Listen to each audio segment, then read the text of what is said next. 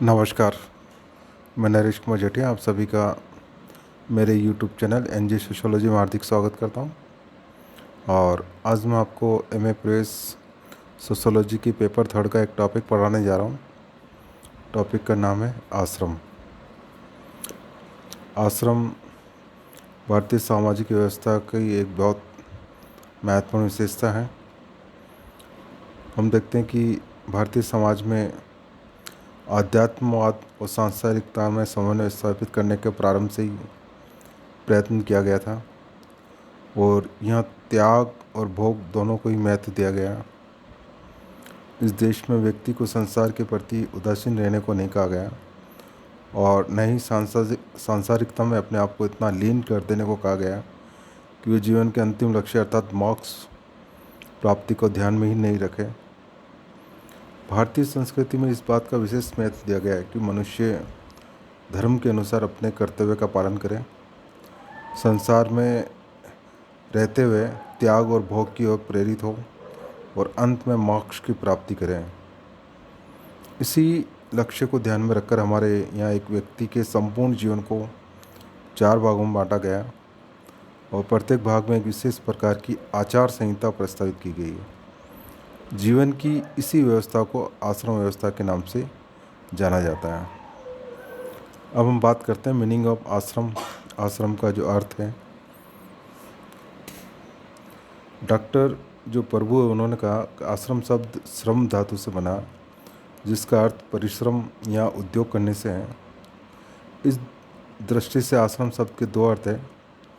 वे स्थान जहाँ प्रयत्न या उद्योग किया जाता है, दूसरा इस प्रकार के प्रयत्न या उद्योग के लिए की जाने वाली क्रिया। इस अर्थ के आधार पर आश्रम का जो तात्पर्य ऐसे क्रियास्थल से है जहाँ कुछ समय ठहर कर व्यक्ति उद्यम करता है। शाब्दिक अर्थ की दृष्टि से कहा जा सकता है कि आश्रम ठहरने या विश्राम करने का एक स्थान है जहाँ व्यक्ति कुछ समय तक रहकर अपने आप में आवश्यक गुणों का विकास करके अपने को आगे की यात्रा के लिए तैयार करता है। इस प्रकार आश्रम जो है स्वयं में कोई लक्ष्य नहीं होकर लक्ष्य प्राप्ति का एक साधन है। तो स्पष्ट हो जाता है कि आश्रम व्यवस्था वह अपूर्व व्यवस्था है जो हिंदू जीवन को विभिन्न स्तरों में विभाजित करके व्यक्ति को समय विशेष के लिए प्रत्येक स्तर पर रखकर उसे भावी जीवन के लिए इस प्रकार तैयार करती है कि वह अपने प्रयास द्वारा समस्त दायित्वों को प्राथमिकता के आधार पर क्रमबद्ध रूप से पूर्ण करता हुआ जीवन के अंतिम लक्ष्य यानी कि मोक्ष को प्राप्त कर सके। आश्रम व्यवस्था के एक प्रकार और उसका महत्व की बात करें, टाइप्स एंड इम्पोर्टेंस ऑफ आश्रम, तो आश्रम व्यवस्था में व्यक्ति की आयु को 100 वर्ष मानकर उसके संपूर्ण जीवन को 4 बराबर भागों में विभाजित किया गया। इस प्रकार जीवन को 25-25 वर्ष के 4 आश्रम यानी ब्रह्मचर्य, गृहस्थ, वानप्रस्थ और संन्यास में बांटा गया। इन चारों आश्रमों का जो एक क्रम रहता हुआ है उसमें व्यक्ति धर्म, अर्थ, काम और मोक्ष नामक 4 पुरुषार्थों की प्राप्ति करता है और इन चारों उद्यमों को एक दूसरे के साथ इतना निकट का संबंध है कि एक आश्रम के कर्तव्य को निभाए बिना व्यक्ति दूसरे आश्रम से संबंधित दायित्वों को ठीक से पूर्ण नहीं कर सकता और प्रत्येक आश्रम में धर्म की मर्यादा के अनुसार अपना जीवन व्यतीत करने के पश्चात ही व्यक्ति मोक्ष प्राप्ति के योग्य बनता है। तो हम अब नेक्स्ट जो ये 4 आश्रम हैं उसके बारे में हम चर्चा करते हैं। इसमें सबसे पहला है ब्रह्मचर्य आश्रम। ब्रह्मचर्य आश्रम जीवन का सबसे बड़ा आश्रम है और पहला आश्रम है। उपनयन संस्कार यानी जनेऊ धारण करने के बाद बालक ब्रह्मचर्य आश्रम में प्रवेश करता है। अलग अलग वर्ण के बालक के लिए उपनयन संस्कार की आयु भी अलग अलग रखी गई है। ब्राह्मण बालक के लिए ये आयु 8 वर्ष है, क्षत्रिय बालक के लिए 11 वर्ष, वैश्य बालक के लिए 12 वर्ष रखी गई है। इस संस्कार के पश्चात ही बालक ब्रह्मचार्य आश्रम में प्रवेश करता है। ब्रह्मचार्य 2 शब्दों से बना है, एक तो ब्रह्म और दूसरा चर्य। ब्रह्म का अर्थ होता है महान,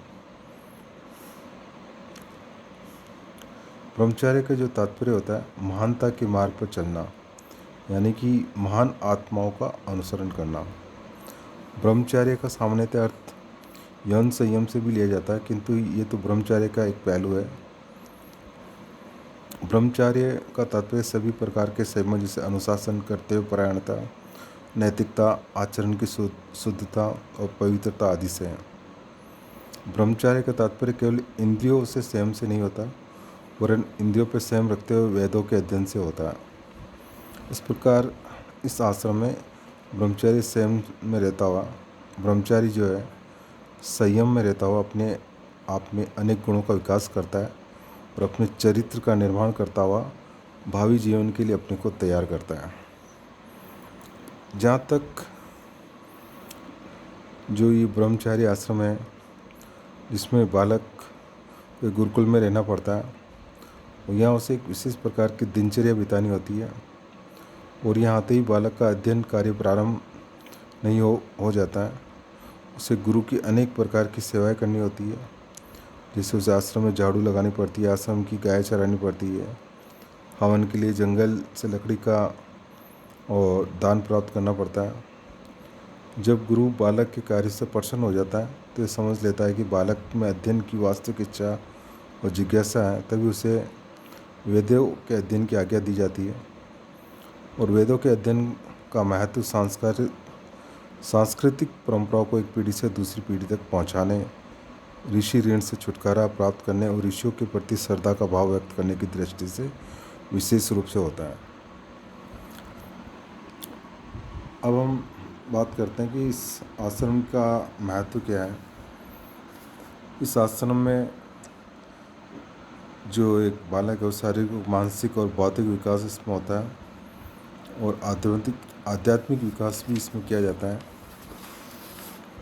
इस आश्रम का जो समाजशास्त्रीय महत्व है वो बालक के शारीरिक, मानसिक और आध्यात्मिक विकास की दृष्टि से इसका विशेष महत्व है। ये आश्रम समाज की सांस्कृतिक परंपरा को एक पीढ़ी से दूसरी पीढ़ी तक हस्तांतरित करने के लिए विशेष रूप से सहायक होता है, और यहाँ पे बालक विभिन्न कर्तव्यों से परिचित होता है और अपने उचित धर्म को सीखता है। नेक्स्ट जो आश्रम है वो है गृहस्थ आश्रम। ब्रह्मचर्य आश्रम में अध्ययन कार्य पूर्ण करने के पश्चात विवाह संस्कार संपन्न होने पर व्यक्ति गृहस्थ आश्रम में प्रवेश करता है, जहाँ वह 50 वर्ष की आयु तक रहता है। ये आश्रम ही वह महान कर्म स्थल है जहाँ पर व्यक्ति ब्रह्मचर्य आश्रम में प्राप्त शिक्षाओं को मूर्त रूप देता है। इस आश्रम में व्यक्ति धार्मिक, सामाजिक दायित्व को पूरा करने की ओर आगे बढ़ता है। यहाँ मर्यादा में रहता हुआ व्यक्ति धर्म, अर्थ, काम नामक पुरुषार्थों को प्राप्त करता है। इस आश्रम में रहकर वे स्वयं, परिवार और समाज के प्रति अपने कर्तव्य को पूर्ण करता हुआ अपने को आगे के आश्रम के योग्य बनाता है। गृहस्थ आश्रम के सारे दायित्वों को यज्ञ, दान और तप के अंतर्गत सम्मिलित किया गया है। एक गृहस्थ का यह कर्तव्य है कि देवताओं, ऋषियों, माता पिता, अतिथियों और अन्य प्राणियों के प्रति अपने दायित्व को निभाएं। देवता, ब्राह्मण, गुरु और विद्वान जनों का पूजन करें। पवित्रता, सरलता, ब्रह्मचर्य और अहिंसा का आचरण करें। गृहस्थ के लिए प्रतिदिन धर्म की पूर्ति के लिए 5 महायज्ञों का विधान किया गया। इसका उद्देश्य विभिन्न प्रकार की हिंसा से अपने आप को मुक्त करना। मनु ने बताया कि गृहस्थ के घर में चूल्हा, चक्की, झाड़ू और जलपान विभिन्न जीव जंतुओं की हिंसा के स्थान होते हैं। इनमें होने वाली हिंसा के प्रायश्चित के रूप में 5 महायुग आवश्यक बताए गए। इन यज्ञों के द्वारा गृहस्थ ऋषियों, देवताओं, माता पिता, अतिथियों और विभिन्न प्राणियों के प्रति अपने दायित्व का निर्वाह करता है। इन यज्ञों का लक्ष्य व्यक्ति में ईश्वर के प्रति श्रद्धा उत्पन्न करना, उसे वैदिक साहित्य के अध्ययन की ओर लगाना, समाज की सांस्कृतिक परंपराओं की रक्षा करना, ऋषि मुनियों, गुरुजनों, माता पिता और अतिथियों के प्रति अपने दायित्व निर्वाह की ओर प्रेरित करना, प्राणी मात्र के कल्याण की ओर ध्यान रखना। 5 महायज्ञों के माध्यम से गृहस्थ त्याग में जीवन व्यतीत करता हुआ अपने और समाज के जीवन के उन्नत बनाने में महत्वपूर्ण योग देता रहा है। नेक्स्ट है गृहस्थ आश्रम का जो महत्व क्या है और ये सबसे अधिक महत्वपूर्ण आश्रम क्यों है। उपनिषदों, महाभारत और स्मृतियों में स्पष्ट बताया गया है कि गृहस्थ आश्रम में जीवन व्यतीत किए बिना व्यक्ति के लिए मोक्ष प्राप्ति संभव नहीं है। इस आश्रम की महत्ता इस दृष्टिकोण से विशेष है कि गृहस्थ जीवन के साथ साथ अनेक सामाजिक, धार्मिक और नैतिक कर्तव्य जुड़े हुए हैं। अन्य तीनों आश्रमों के लोग अपने भरण पोषण के लिए गृहस्थों पर ही निर्भर रहते हैं। इस आश्रम को सबसे अधिक महत्वपूर्ण इस कारण माना गया है क्योंकि जीवन की सफलता इसी की सफलता पर निर्भर करती है। मनु के अनुसार जिस तरह वायु का आश्रय लेकर सभी जीव जंतु जीते हैं, उसी तरह गृहस्थ का आश्रय लेकर सब आश्रम जीवन व्यतीत करते हैं। जिस प्रकार सभी छोटी बड़ी नदियाँ अंत में समुद्र में स्थायी रूप से विश्राम पाती, उसी प्रकार सब आश्रमों के व्यक्ति गृहस्थ के हाथों में सुरक्षा और स्थायित्व प्राप्त करते हैं। गृहस्थ आश्रम को अन्य आश्रमों की तुलना में सबसे अधिक महत्व दिए जाने के लिए कुछ विशेष कारण हैं। इसमें पहला है पुरुषार्थों की पूर्ति का स्थल।